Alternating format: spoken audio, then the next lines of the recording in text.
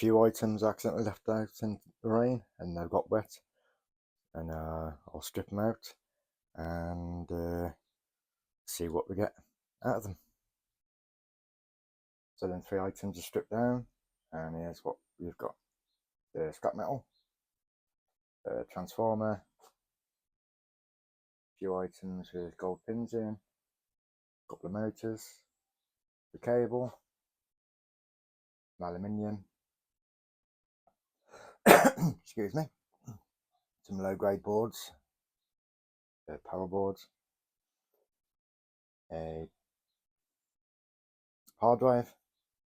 and 3 main boards, mid grade boards, and that's what we got out of them 3 items.